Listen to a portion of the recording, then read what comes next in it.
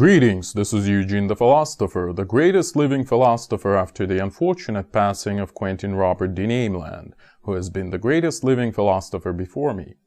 Let us talk about Star Wars, and, well, Star Wars universe and conspiracy theories.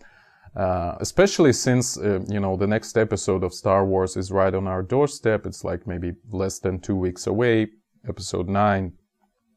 So it's a good occasion to speak about this universe. Alright, so one of the points that some of the thinkers have made, some of the Russian thinkers in particular, modern Russian thinkers I should add, in particular Fursov and Pereslegin, so they said, and I kind of agree with them, is that science fiction, somewhere in the 80s, 1980s, science fiction kind of moved a little bit to the background of our modern culture, and it was replaced by fantasy. So before 1980s, it was more about science fiction, all the fictional worlds were more about that kind of stuff. And after, they were more fantasy-like, something like that. And, well, it's sort of debatable, and we can talk about that, but I wouldn't focus on this statement. Rather, I would speak about Star Wars in particular. And I believe that the success of Star Wars universe was to a large degree caused by this particular transition from science fiction to fantasy. And what do I mean by that is that Lucas seemed to have gotten right at the heart of this contradiction, if you like, or transition, because, and this is my statement, I haven't heard anyone else really talk about it seriously, but probably somebody did, but I'm not aware of that Star Wars universe is really a fusion of both of those worlds, of science fiction and fantasy, and it appeared right at this moment of transition from 70s to 80s, right? So it makes a lot of sense in this regard. And, well, if you don't believe me, just think about it, that in Star Wars we have this super high-tech advanced civilization, right? We have, all this amazing medicine, we have the interstellar travel, we have the artificial intelligence, we have all kinds of things like these amazing weapons like blasters or whatever, and things like that. So it's sort of like science fiction, right? But at the same time, it also has a very strong fantasy component because, well, in this universe, everything is ruled more or less by wizards or monks or something like that. All these secret societies, secret orders, like the Jedi Order, the Sith Lords, etc. And they even dress up in this particular manner, like they wear robes, etc. And even the this sort of tongue-in-cheek beginning, like, how did it go? Like, long time ago in a galaxy far, far away, right? It's sort of this reference to this classical beginning of any sort of fairy tale, So it gives you a lot of clues that we're dealing with fantasy here, even though, the fantasy substrate is overlaid by science fiction realization, at least partly, right? And, well, there's a lot of other evidence of this fantasy component in Star Wars because, well, it doesn't really deal with typical issues of science fiction, which are kind of philosophical mostly, like it's questions like what it means to be a human rather than, let's say, an alien or an android or something like that, or like what is being, what is life, etc. Or, well, what is time? Like, well, all those kinds of questions, philosophical questions. But in fantasy, in contrary to that, the questions are more about morality, what is good and what is bad, like how you should behave, etc. in this society, what should you do, etc. And also a large focus in fantasy worlds is placed on family and interfamiliar relationships. And in Star Wars, we obviously see that too, in quite a large degree. And in general, I would say that if you want some artifact to represent this fusion of these two worlds, that would be Lightsaber. Because again, first of all, it's super high tech. It's something that we cannot replicate. You know, it's some like technology beyond our knowledge. But at the same time, it's a freaking saber. You know, it's a freaking sword. So it's a weapon of you know, sort of medieval / fantasy type of setting. So yeah, it's a perfect representation of this fusion of sci-fi and fantasy that we have in Star Wars. At least that's my point, that we do. And there have been certain other universes, fictional universes, that also try to unite these two worlds, so to speak. Like, I can name Final Fantasy, for example, this Japanese setting. Like Final Fantasy VII is really famous, and all the world awaits for a remake, because it's like 1997 game, so it's more than 20 years old. But it's quite amazing. And another example that I might name is Dreamfall by Ragnar Törnqvist, which is also a super, super amazing setting where you have like two different worlds. One is dominated by magic, that is Arcadia, and one is, if I'm not mistaken, and the other one dominated by technology, which is Stark. But they're kind of just two emanations of the same world. Of planet Earth, basically, right? Okay, so one other thing I wanted to mention with regards to Star Wars is that, well, it's a pretty popular universe, which is can be easily seen if you look at how many spin-offs, how many books, games, cartoons, comic books, etc. have been made in the last like 40 or 50 years, almost 50, right? Almost 50, yeah. So it's definitely a sign of huge success of this universe. But I would say that what's even more of a sign of a success of this universe is the existence of conspiracy theories in this universe. Because, well, this is another point I wish to make here, is that your universe, your fictional universe, have to have at least a possibility of an appearance of conspiracy theory. Because if it doesn't have such a possibility, it means that your universe is too thin, it's too implausible, so to speak. It's too unrealistic, because in real world, like, the real world is so rich that we can produce any kinds of conspiracy theories, right? So if a fictional universe does have conspiracy theory, it's a good thing. It's a sign that this universe is alive in some sense. It has a volume. It's not just some flat thing, you know. This is my point. And like, to start off, I wish to mention this indoctrination theory, which comes from Mass Effect series of games. So it's not even Star Wars, but like, what indoctrination theory is all about. So the game is about fighting the alien, let's say, biological / cybernetic type of creatures, which aim to destroy us, etc., or rather do some other things, but I wouldn't get into details. But the thing is that it was quite amazing right until the very end of the third part. It was also a trilogy. So in the ending of the third part of Mass Effect 3 was so horrible, and people were so traumatized by it, that they tried to invent some sort of an explanation for what the hell is happening. Like, we certainly weren't expecting this sort of stupid, absolutely idiotic finale, you know.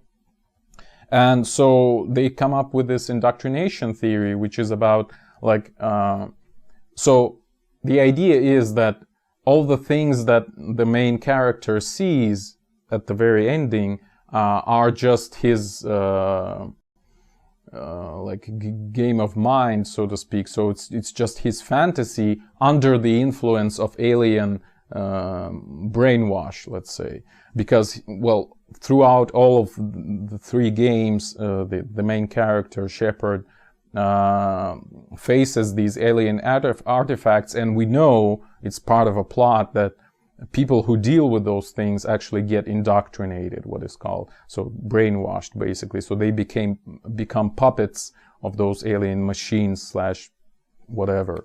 So it was a completely rational theory that explained the complete failure of writers who have written the script for the ending. So yeah, there was also another thing about the motivation of those Reapers, those alien machines.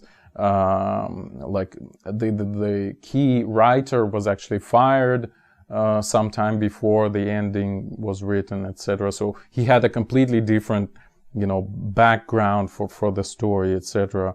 So it's also a separate conspiracy theory. Like his theory, like the motivation for Reapers was to kill life, or rather, like, well, okay, it's a long story, but basically kill life, like intelligent life, because intelligent life tends to create artificial intelligence, and war starts between life and artificial intelligence, and the war leads to destruction. So their cure for this, according to the final version of the script, was just to kill intelligent life, which kind of makes no sense. So yeah, as I've said, people were so pissed off by it that, yeah.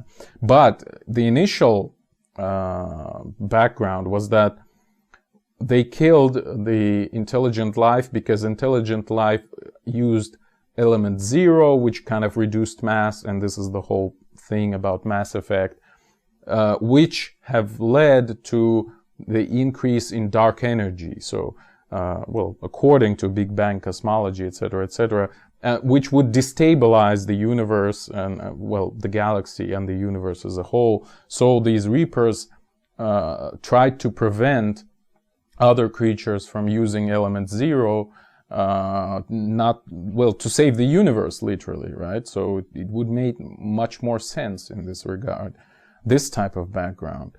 But okay, and there's another kind of part of this, is that each time they did that, because they did it cyclically, like every 50,000 years or so, each time they did that, they also took one of the most developed races and turned them into another Reaper. So the idea was, initial idea, at least supposedly, is that the increase in number of Reapers would help us figure out, or them figure out eventually how to stop this dark energy from destroying the universe. So it would come to an end at some point, right? Those cycles aren't just for themselves, but they're means to some end. But okay, I'm sorry, I've digressed too much here.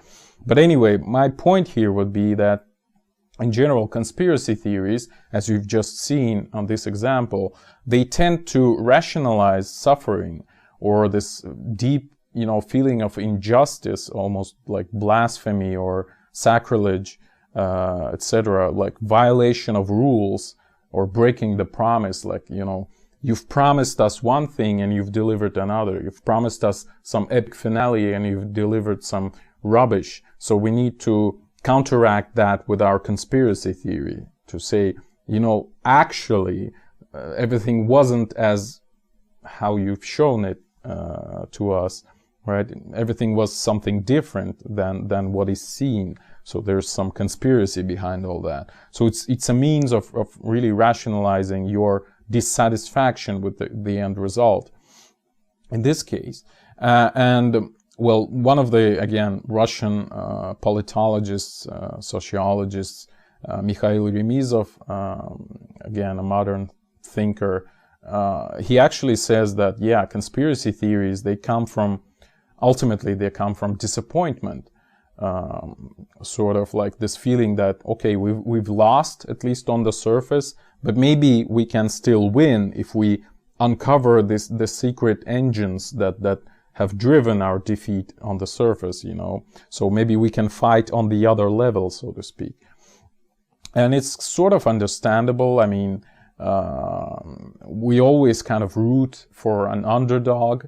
So if something lost in historical terms, we always seek a possibility for it to return in some sense, right?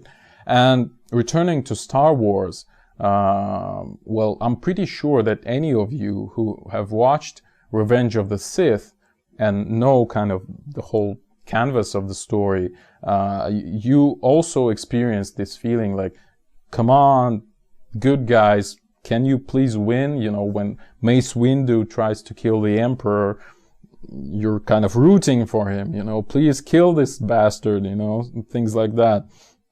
So it makes a lot of sense in this regard. And so the same type of thinking leads to appearance of conspiracy theories. That's my point, to explain the defeat, you know, the dissatisfaction.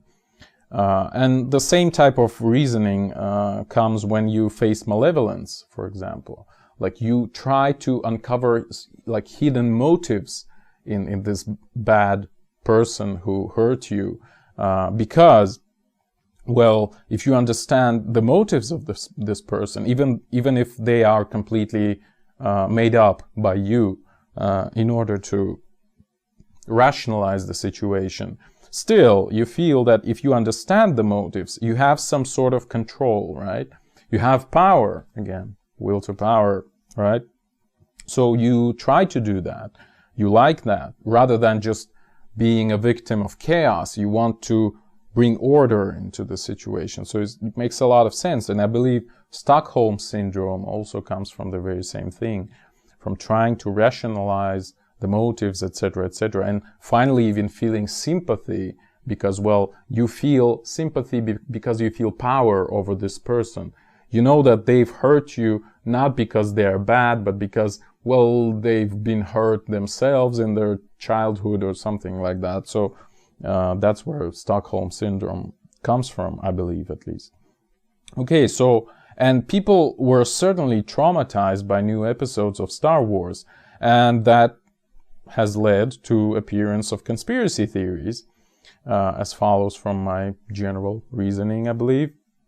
So it almost looks like, you know, Lucas universe, this old Star Wars, so to speak, resists these invading narratives of the new episodes, etc. So it's almost like an immune system is switched on, you know, it tries to push them away, like it tries to restore the things that the established narratives, right? And it's a pretty interesting phenomenon in this case. So, okay, one of the conspiracy theories in Star Wars universe I wish to talk about is the theory that this supreme leader Snoke is actually Darth Plagueis. And Plagueis, well, you might Google that. It's written like, it's spelled like plague and I-S, so Plagueis. So single word. So Darth Snoke, supposedly, according to this theory, is, or I mean, not Darth Snoke. They actually just call him Snoke, which is a pretty interesting thing. So he's not really a dark Jedi. He's not really a Lord of Sith, but, well, it's actually an interesting revelation that I just found myself. But okay, so Snoke is Darth Plagueis, basically. That's what the theory is about. And who was Darth Plagueis? Well, he was the teacher of Darth Sidious, aka Emperor of the Empire, Galactic Empire. And he was killed by Sidious, by Emperor, in his sleep, apparently. So basically, the theory draws upon this notion that, again, Emperor Palpatine talks about in the 3rd episode in Revenge of the Sith, that he, as a student of Plagueis, or at least supposedly, because he kind of only hints upon that he was a student of Plagueis, that he also possessed this power that Plagueis had. In particular, an incredible control of life. Like Plagueis could create life and like do whatever he wanted with life. Like he was so proficient with the Force, etc., etc. that he could literally create life. And so Palpatine convinced Anakin, aka Vader, to help him because he could save, Palpatine could save Anakin's wife, Padme, from dying by utilizing these forces, this knowledge that he got from Plagueis, right? So that was the idea. But again, if we think about that, if Plagueis had such a control over life, maybe he didn't die, you know? So again, Palpatine claims to have killed him in his sleep, but maybe Plagueis have already had some plan, you know, going on, so he didn't die in the end. So he survived, etc. And it's a pretty popular theory, and he kind of was reborn or just resurfaced as Snoke. So that's basically the same person again. And there's a lot of evidence that people have found that, you know, Snoke is also tall, and he's like just as Plagueis was, and he's also like skinny and all scarred and disfigured, just as Plagueis was, etc. And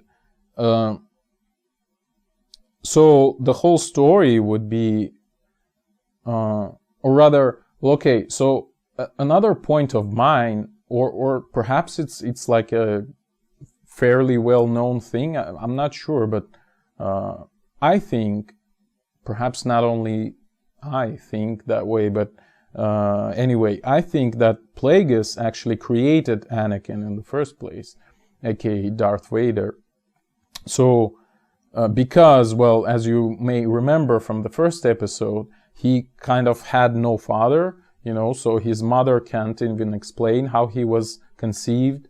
So maybe it was Plagueis who sort of conceived him through all this manipulation with the Force. And that would explain why Anakin, aka Darth Vader, is so strong with the Force, right? Because, well, he was produced from the Force in the first place by Plagueis, and that would make a lot of sense. And so perhaps Plagueis wanted to create a student by creating Anakin, but unfortunately he was outpaced by both Darth Sidious, aka Emperor, and the Jedi, because the Jedi discovered Anakin and Sidious kind of took him from them, right? But then at the episode 6, both Vader, Anakin, and Sidious, Emperor, perished, right? They died in this final clash with Luke Skywalker. So it would make sense that Plagueis would resurface again if he was alive again. So he would seek descendants of Anakin, Kylo Ren, he's his grandson, right? Grandson of Vader. And he would try to recruit them, which he did. And he would try to rebuild the Empire, which was already more or less established. So that's how the First Order would came into life. So it makes a lot of sense, I would say, right? And there was actually what was called the Grand Plan, aka, you know, the Protocol of Elders of Zion, implemented, or rather started by Darth Bane, like 1,000 years before the Empire came into being. So this Darth Bane was like a really old, legendary Sith Lord. So, and by the way, Sith Lords, what it means really, it's not the same as Sith, because Sith is a race of beings who lived on planet Korriban, but Sith Lords refers to these dark Jedi who ruled over Sith. So Sith Lords weren't actually Sith themselves, they were just rulers of the Sith, so they're called Sith Lords. But somehow Sith and Sith Lords are the same, more or less, but anyway, that's another digression. So yeah, so Darth Bane had this grand plan, which was about, like, when the Sith Lords were defeated, like many thousand years ago, before the Empire, they've had to go into hiding, and then they've implemented this rule of two. Again, Darth Bane is credited for that, so that they would have a master and an apprentice, but nothing more than that. So only two Sith Lords would exist in the whole galaxy. And so the grand plan was that to work covertly and in the end overtake the whole galaxy. So in this sense, the empire established by Palpatine and Vader was successful. Now, it was a success of this grand plan of Darth Bane. But unfortunately, or fortunately, I don't know, both of them, again, Vader and Sidious, died in 6th episode. So again, it would make sense if Plagueis would take the lead, so to speak. And it would still be a success of this long grand plan. And plus, it would mean also that Snoke gets a background, because so far he was just a really flat character without any motivation, without anything really. He just appeared out of nowhere, right? So what the hell is this? Like, who is he? But this theory about Plagueis really makes a lot of sense in this regard. It would give him a lot of volume, if you like. It would really be good for the character, basically. Okay, and the same type of let's say the same type of trouble I'm having also with Mengsk, Emperor Mengsk in StarCraft 2, because in StarCraft 1 he kind of had a strong plot line where you can more or less at least trace some of the properties of his character, but in StarCraft 2 he's completely flat. He doesn't have any motivations, anything about him. He's just a villain who is there because we need a villain, right? And even the defection of his son, the Prince Valerian, to his opponents wasn't even cleared. Like there was no drama around it, even though it's like such a fruitful field for a drama. But anyway, that's another digression. So I'm just pissed off by Mengsk, by the way he was implemented, let's say. All right. So if Snoke is Plagueis, all 9 episodes would come together, really, or at least 8 episodes that we had so far, because, well, we've had 6 episodes ultimately about Anakin. Really, if you think about it, all the 6 episodes of Star Wars are about Anakin Skywalker / Darth Vader, and all the 9 episodes, or at least 8, would be about Darth Plagueis, because if Anakin was created by Plagueis, that's 6 episodes, and then as Anakin dies, Plagueis resurfaces, so to speak. So we sort of meet the maker, you know, and he kind of, we face the greater evil, so to speak. So that would be kind of cool, you know, the evil that was all this time in the background, but that have led to all these 6 episodes in the first place, right? So it would make a lot of sense, I believe. But anyway, it doesn't seem to be the case, right? So, yeah. It seems like if Snoke really died in episode 8, but we can't really tell, but it seems like he died. But again, you might say if he's really Plagueis, maybe he kind of saved himself in some way. I don't know. That's really only episode 9, I think, might answer that. But even after that, there still might be conspiracy theories that we kind of misunderstood what happened, etc. So yeah, just goes to show you that conspiracy theories aren't really falsifiable, right? You can always invent some additional hypothesis that would still fit all the observations into your theory. So it's another interesting thing to think about. All right, so another interesting conspiracy theory in Star Wars universe is that, I mean, in modern version of it, is that Rey might be a daughter of Palpatine, or Emperor, or Darth Sidious. So perhaps she is a daughter, like just a daughter, or maybe he created her in the same way as Plagueis created Anakin, at least supposedly, according to my version. So that would make a lot of sense again. Because, well, she's good at everything, you know, she's really strong, and she probably is even stronger than Anakin, Darth Vader, was. So perhaps that's the next iteration of the same process, you know, that Sidious learned from Plagueis. So he did better than Plagueis did with Anakin, right? So it will also make some sense. And, you know, a lot of people complain in the internet that it's this trope of Mary Sue, you know, how Rey kind of possesses all these incredible skills out of nowhere, you know. But that would be, and again, that's another trauma for people, right? So people don't like that. It doesn't explain, it's not explained, so there's this conspiracy underneath of all of that. But if you look at it closely, she actually tells Finn, this defected stormtrooper, how do you say it? Defected, is that the right word? Not defective, right? Defected. And so she tells him after they escape Jakku that she literally doesn't know how she is able to shoot like that, you know. So in some sense that justifies this notion that she is strong with the Force and in some sense artificial, you know. So she may have been produced perhaps by Palpatine. Okay, so that would be another interesting hypothesis.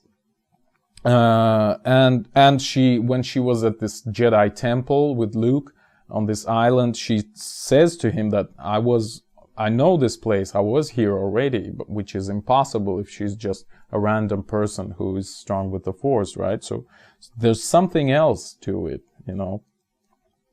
Well, here I wanted to speak a little bit about how, again, about this Mary Sue trope, how female characters are in general.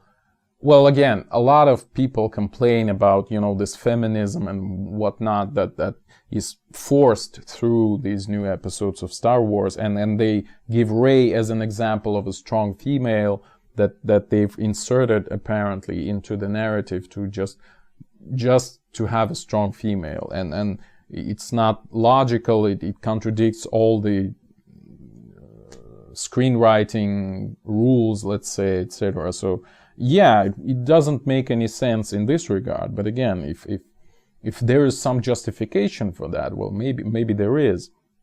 But in general, I would say that female characters give very little freedom for writers because, well, we cherish women. And again, see my video about gender to understand why. So for women, there's much narrower space for what might happen to them, you know. You might create a male character who would be stupid and a loser, etc., but he would overcome all of that and would become a great hero or something like that. It would make sense, but for female character, it doesn't quite work, you know. And our deep biology tells us that this isn't right. We shouldn't do that. We shouldn't create like a stupid, ugly, unsuccessful women and make them succeed. There's something unhealthy about that, about all of the steps of this process. Like, first of all, we don't want women to suffer, so that's already diminishes the dramatic potential of female characters a lot. And secondly, like, it's hard to believe that this sort of arc is possible with females. So yeah, in this sense, it makes sense, tautology, that, well, you can only have female characters that are sort of overpowered by default and nothing bad happens to them. So they end up being super flat. There's no character arc, etc. So in this sense, it makes sense again. But again, thinking about all these feministic things, I just thought about recently, like literally today I've watched The Last Jedi for the first time actually, and yesterday I've watched The Force Awakens for the second time. The first time I watched it 4 years ago when it just came out, when I was writing this essay on which this video is based on, although I've edited it a little bit to be more contemporary. But anyway, so one of the things I thought about while watching The Last Jedi and thinking about all these criticisms from the internet is that one thing we really missed, which would be good to have, is some, dark female Jedi. That would be really cool. Like, imagine a sexy, handsome female as a Sith Lord. That would be really cool, if you ask me. That would be almost as cool as, if they start selling beer in McDonald's. So perhaps that's not what we're gonna have, but I digress here. I know that in certain countries they sell beer in McDonald's, but anyway, but in others they don't, because in most of the countries, because it's for children, for Christ's sake, But anyway, yeah, so that was a thing I thought about, because, well, if you think about the movies that we've had so far, who were the Dark Jedi? They were Darth Sidious, Darth Maul, Darth Vader, Darth Tyrannus, Count Dooku, then Snoke, which is Darth, and Kylo Ren, right? So they're all male, and why? Again, imagine a sexy female Sith Lord. But again, returning to my previous point, it sort of narrows the things you can do to her quite a lot, actually. So perhaps that's one of the reasons they didn't do that. I don't know. Okay, so one of the things I wanted to talk about next is this so-called gray side of the Force. There's a lot of discussions on the internet again about this. And with regards to it, I wish to mention, again, there's a lot of sort of conspiracies and philosophical discussions about it, and I'll mention some of it here. Like, in particular, one of the ideas I found quite convincing was that Luke himself partly integrated the dark side into him in the 6th episode, in the Return of the Jedi, because of his clothes, which are dark, because he force chokes the guards at the very beginning, this Gamorrean, or how they called it, those sort of pig-like green people. Although I've seen sort of like a refutation of this, that like it was a mind trick, it wasn't a force choke, but it looked like a force choke, really, which is sort of what a dark Jedi would do, not the light Jedi, so to speak. And he is like more confident in a dark kind of way, in the 6th episode. Okay, and so this whole idea of integration of the light side and the dark side has been a subject of a lot of discussions. And like in the Last Jedi, in the 8th episode, we have many characters actually addressing this point. Like this Benicio del Toro's character, this DJ, or how they call it, him, says that it doesn't make any difference between selling weapons to good guys versus bad guys, etc. And in general, if you look at it closely, Star Wars universe has this primitive sort of fantasy, light versus dark, which creates this cyclical struggle, these cyclical wars. Again, the Sith War, sometime like many thousand years before the Empire, then the Empire, and then this new war with the First Order and the what they call the Resistance, etc. So it seems like a recurring theme, and even Lucas himself talked about the rhyming of certain plot lines, etc. Especially when we're talking about the trilogy of prequels and the original trilogy, right? And so, like, imagine if it's probably a bad example, but imagine if USSR and Nazis kept reoccurring in different shapes or forms throughout the whole history, and they kept waging war on each other and involving the whole world, or something like that. So we have something like that in the Star Wars universe between the light side and the dark side. I'm not saying by that the USSR is a light side, nor Nazis as a light side. I'm just, that's not very successful example, but at least to some degree, We have a lot of killing because of this recurring conflict, basically. That's my point. And So Luke actually himself says in the movie, in The Last Jedi, that he wants to end this, right? Because, well, he saw the limits of Jedi teachings when he failed to deal with Kylo Ren being at least harassed by the dark side, right? And even Kylo Ren himself says the same thing, like it's time for the Jedi to end, it's time for the rebellion to end, etc. So it's time for like everything to end, really. So, and in particular, like what I'm talking about is that the both sides sort of misunderstand the Force in some sense. So they are both dogmatic, and that provokes this eternal conflict, eternally recurring conflict. But they both misunderstand the Force, it seems. Like Jedi are too selfless, so they contradict life in this sense, right? Because life is sort of selfish, but they're too selfless. And it leads to a lot of problems, like they have to get rid of their families, they have to get rid of passions and all kinds of stuff. But whereas we know that passions lead to creativity, they're actually good for us, and we need to care for our families, etc. So it's a good thing in general.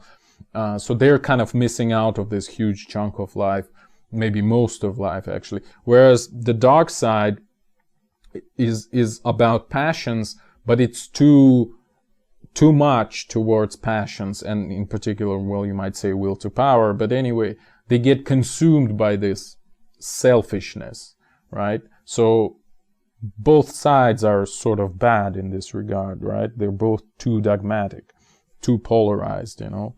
So this idea of gray side of the Force makes a lot of sense. Like, we should stop this eternal conflict. We should come to balance somewhere in the middle, right?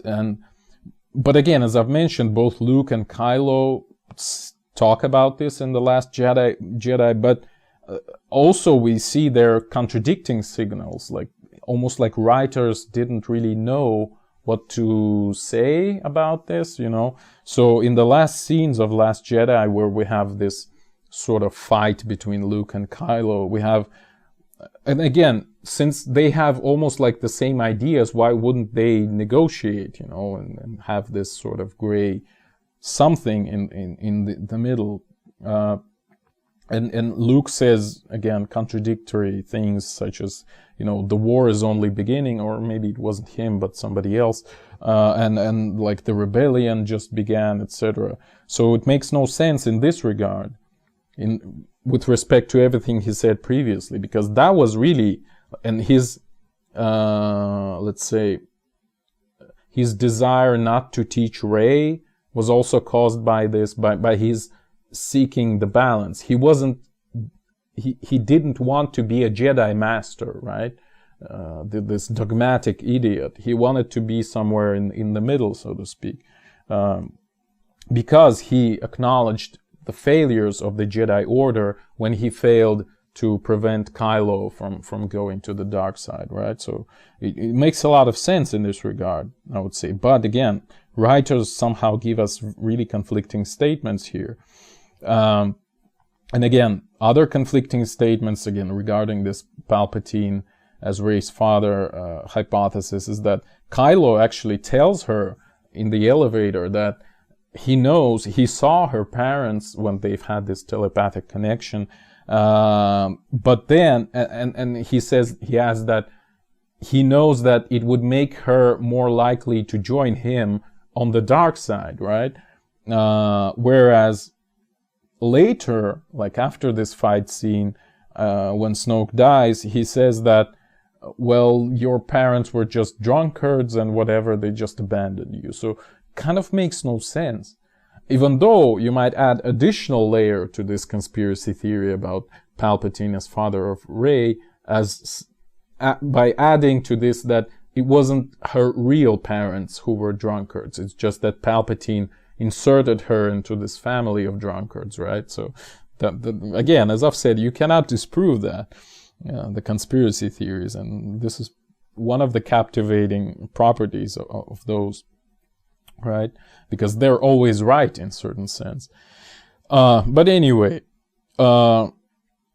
yeah, so we have all those conflicting statements, but in general, this idea of gray side of the Force and that this conflict should end, it's sort of like breaking the fourth wall in some sense. So characters of these cyclical conflicts start to recognize that they exist, and they start to want to get out of them, so to speak. And Luke's role was actually brilliant in this case, even though everyone hates it again.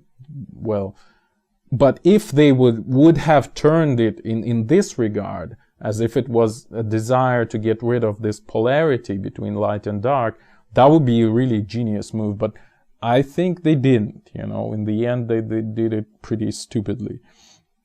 So it was really bad. But if you're interested in this sort of meta-narrative, when the characters actually exit this whole thing and kind of watch it from above, so to speak, in particular with respect to Star Wars, then please watch the video called Philosophy of Kreia. It's Kreya. So it's one of the characters from Knights of the Old Republic, a video game, which is also almost like 20 years old or about. So, but she also had this idea, this Kreia, that yes, we have this polarization and it's stupid and it's killing a lot of people repeatedly, cyclically, right?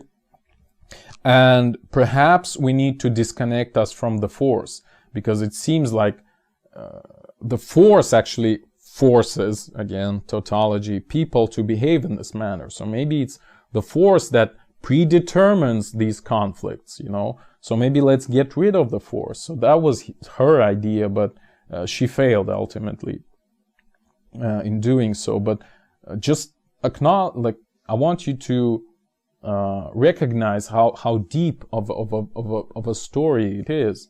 I mean, that's a really brilliant take on this whole universe that they did in Knights of the Old Republic. It was part 2, actually. But again, and some other characters in Knights of the Old Republic also have similar points. But anyway,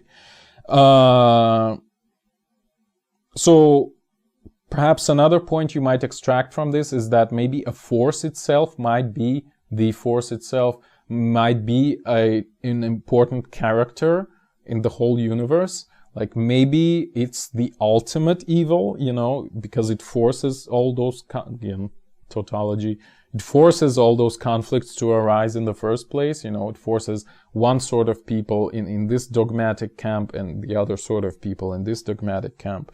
So maybe we should just sever our connection to the Force, so it would be better in this case. At least we wouldn't have those conflicts. So it's, again, this is the whole idea behind the gray side, right? Because it's much more about life itself rather than those two ideal cases, so to speak. And it's important in this regard, again, to remember that Luke has consciously sealed himself from the Force. I mean, it's literally stated in The Last Jedi. But okay. So one other thing I wanted to mention here is this idea. Well, it's just an addition, really. That this Jungian idea of integration of your shadow into yourself. So light side of the Force sort of suppresses the shadow. So it's not really viable in this regard, because the shadow would appear that time or another anyway. And the more you suppress it, the stronger it becomes, actually. And the shadow, I mean the dark side of the Force in this case, okay? Alright, so some other just random thoughts is that maybe the Force using was kind of vulgarized lately. Luke received training, whereas Rey didn't, and still she's so proficient. But again, if she is related to Palpatine, let's say, that wouldn't be a big surprise. So then I thought about, when I was writing this essay, which is like 4 years ago, that Kylo Ren's mask looks like Darth Revan's mask. Again, Darth Revan from Knights of the Old Republic, which is kind of a big thing. It has some implications. Again, speaking of other conspiracy theories, and Luke's island looks like Rakata Prime. I mean, this planet. which is also from Knights of the Old Republic. So you can build another conspiracy theory on that, probably. But it's not Rakata Prime, at least as follows from 8th episode. And in general, one other addition I wanted to make is that, well, I've already mentioned the importance of family for fantasy settings, and Star Wars as fantasy/sci-fi setting in particular. It sort of turns into sort of like Brazilian soap opera, or Mexican, you know, where it's all about family, etc., and various conspiracy, like Hector abandoned Juanita for Consuela, but he didn't know that Consuela isn't actually Consuela, but it's actually her evil twin sister Rita, or something like that. So it all kind of degenerates into some narrative like that. I mean, the Star Wars history, if you like, but it makes some sense if you think about it, you know. Another point is that why is family so important for fantasy settings? You know, all these bloodlines. Perhaps it's because it reminds us about kings and dynasties and things like that. I don't know, but it's a good thing to think about, you know. And why are dynasties important? Well, because they come from gods, supposedly. So it's another probably sort of an archetype, the family as an archetype, or something like that. I don't know, but it's worth thinking about. And another conspiracy theory we've had, obviously, is the Jar Jar as the ultimate evil theory. And again, it was also an attempt to rationalize the trauma, in particular the trauma that the viewers had when they perceived this stupid creature on their screen. So they've had to rationalize it in some way, and in particular by taking this hypothesis that, well, it made sense. This creature is there for a reason, not just because to providing, you know, this how do they call it, like comic relief or whatever. So yeah, it's also rationalization, just as I've said previously. So in general, I would say that I've watched a lot of reviews of Last Jedi before I've watched it today. So I was kind of preparing for the worst because, well, people weren't really satisfied with it, to put it lightly, right? But I would say that it's actually not as bad as people say. So it's not the best movie, certainly, and it's perhaps not even a good movie, but it's a decent movie. That's what I would say. And it sort of makes sense in its own sort of way. So I'm ready, more than ready, to give it the benefit of the doubt, you know. And, well, I can understand why people are pissed off, because they liked previous canon, so to speak. So, well, they would be pretty much dissatisfied with anything.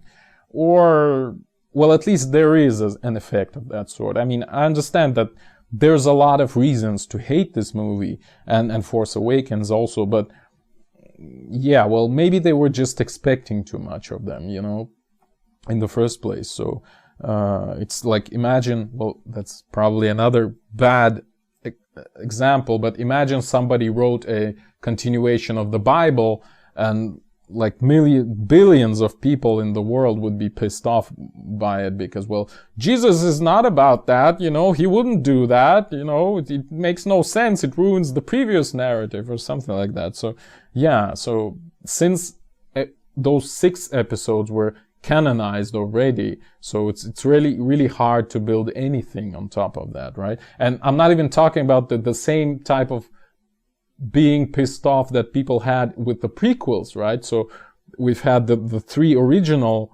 episodes which people were satisfied with, and people were pissed off with the prequels for the same reason, pretty much, that they weren't good movies. Now people are even more pissed off with 3 new episodes, etc. So yeah, I'm not saying again that it's a good movie. I'm just saying that, well, there are certain aspects that are unhealthy about people's criticism of those movies. But there certainly were, like, critically bad decisions made, I believe, by the writers, like killing of Luke, I believe, well, not literal killing, but you know what I mean if you watched it. It happened too early, I believe. Like again, this whole, I believe still in this gray Force type of thing. So I believe that it was pointless and sort of stupid. I mean, the way Luke died, or at least when he died, well, it wasn't appropriate for this character and for the story in general. And again, they killed Snoke for some reason, which I don't understand absolutely. Like, now they have to reintroduce Emperor. Probably you've heard that Emperor Palpatine / Sidious would probably be in episode 9, which would sort of invalidate the whole original trilogy. But yeah, well, that's some tough choices right there. Okay, well, probably we should conclude somewhere here. So in general, I would say that I have a feeling that I forgot something. I have a bad feeling about this, but I'm not sure. But okay, let's conclude. Maybe I'll just panically write in the comments or in the description. Like, check the description. If I forgot something, I will add it there. Okay, so to conclude this long rant about Star Wars and conspiracy theories, so conspiracy theories, I believe, actually indicate depth of your fictional universe, or fictitious universe, fictional, I guess, because, well, first of all, the existence of conspiracy theory shows that we are involved in your universe, so we care about it, and we might get traumatized by whatever happens in it, right? So we really care. And the second thing they indicate is that the universe is rich enough for us to have space to maneuver around your bad writing decisions. So even though you give us something that we don't agree with, so we get traumatized, but your universe is so thick, so to speak, that we can bypass that and say, we're still right. You are wrong. The screenwriter, you are wrong. We are right. But your universe is already rich enough for us to make this trick possible. So this is all about conspiracy theories in Star Wars and many other fictional universes. Like, you might think about, well, whatever, really, like Matrix, like there's a conspiracy theory that Agent Smith was the one, etc. Like any decent fictional universe you would find, or at least it would be good if you would be able to find a conspiracy theory. Okay. Or at least there would be a possibility to invent a conspiracy theory. But okay, I'm kind of stopping my own flow. So, are the writers really ready for this depth that I was talking about with regards to conspiracy theories? Because it actually seems, perhaps under some angles, that community, like Star Wars fan community in particular, becomes sort of smarter than the writers themselves, So maybe, and that's sort of a stretch, but think about it, maybe some new type of creativity might arise from that, Like fan fiction might actually be better than the fiction in the first place. Like the fan base of Star Wars is so diverse that the intellectual resources allow us to produce all those conspiracy theories, and they wouldn't even contradict anything. So it's a great thing. So maybe we're on the verge of appearance of some of like new folklore, if you like, where in its full sense. So it's like the people create the story rather than a writer. Even though I would say that the real folklore was actually produced by single writers. It was just anonymous writers, but they were like single-handedly producing all those songs, etc., and stories. But that's a different story. Again, I've told this story about Prosper Mérimée, how he produced these Balkan folklore tales single-handedly, and he could have gotten away with it if he didn't confess that it was his deed, right? So especially this romantic epoch, romantic era is very suspicious in this regard, when most of folklore originates from. So yeah, really most of folklore is probably much more recent and much more individual than we tend to think. But okay, that's a huge other digression. So yeah, basically that's my point. Maybe we have a possibility of arising of this new collective intelligence that would write new episodes of Star Wars much better than the writers themselves would, right? Because it seems like writers actually suppress this collective intelligence and this, again, in Jungian terms, collective subconscious that sort of is organically in symbiosis with those previous stories. So I don't know, but it's a thing to think about. Like, again, internet really has those possibilities for new folklore to appear. Yeah. But perhaps I'll finish with the initial point that I've made, that really Star Wars is the hybrid of science fiction and fantasy, and that's in my opinion, it's the basis of its popularity and justified popularity. It's a really great universe. So we'll see what happens in episode 9. Thank you for watching. The eons are closing.